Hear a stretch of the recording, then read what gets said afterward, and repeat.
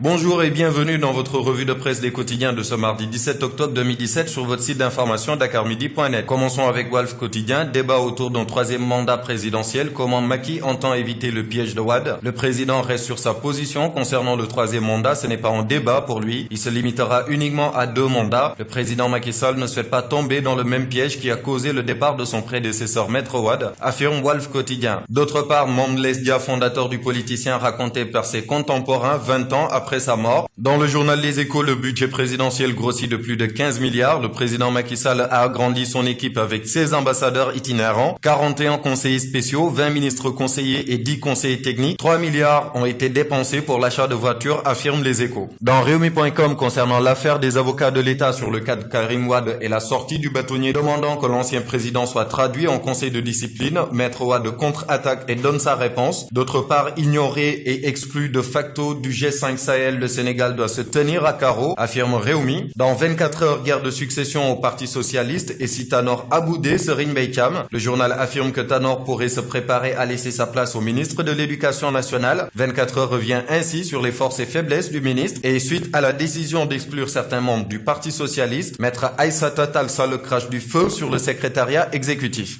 Maître Aïssata Tall Sall revient également dans le quotidien. Madame le maire de Podor déplore le processus d'exclusion du Parti Socialiste, mais se dit prête à faire face au secrétariat exécutif du PS. Il faut oser et assumer, selon elle. Dans Direct Info, réconciliation entre le président Macky Sall et l'ancien président Abdoulaye Wade, une exigence républicaine. Selon le journal, un tout petit détail les sépare. Dans Zoom Info, ralliement au parti présidentiel sous forte polémique, l'âpre sermon de Madior Fall en audience publique. Le nouveau ministre de la Justice tient à supprimer tout amalgame. Il ne vient pas pour disloquer, ni pour fragiliser, ni pour affaiblir, encore moins pour bousculer, mais pour renforcer l'existant, a-t-il affirmé. Dans le journal Observateur, entretien exclusif avec le docteur Abdourahmane Diouf. Réumi brise le silence. Le docteur Abdourahmane Diouf revient sur le départ de Thierno Bocoum et parle de la candidature d'Idrissa Seck à la présidentielle de 2019. Le porte-parole du PS dit tout. Il appelle à la tenue d'un congrès extraordinaire pour préparer les élections présidentielles de 2019. Dans Le Témoin quotidien, ouverture de l'aéroport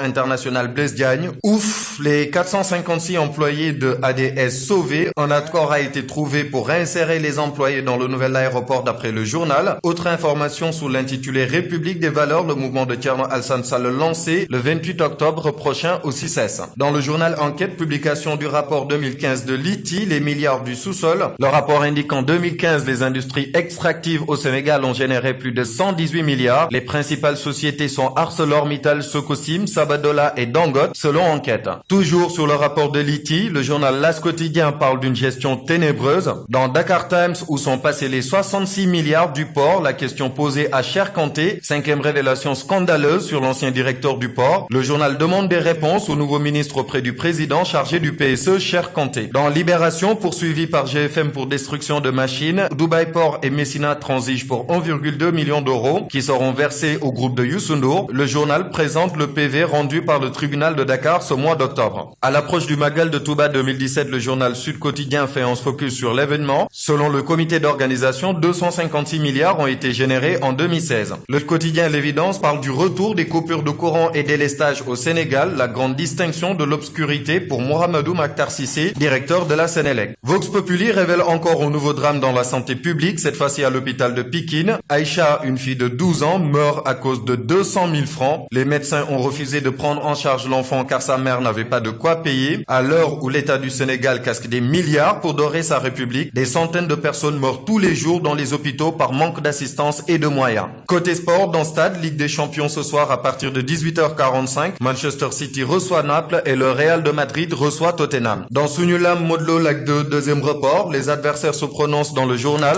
Modlo parle de lutter en novembre après le match de football du Sénégal contre le Cap-Vert et Lac de Guerre 2 parle de reprogrammer le combat dans les meilleurs délais. Voilà, c'était tout pour votre revue de presse des quotidiens de ce mardi 17 octobre 2017. Merci de votre fidélité et à bientôt sur votre site d'information dakarmidi.net.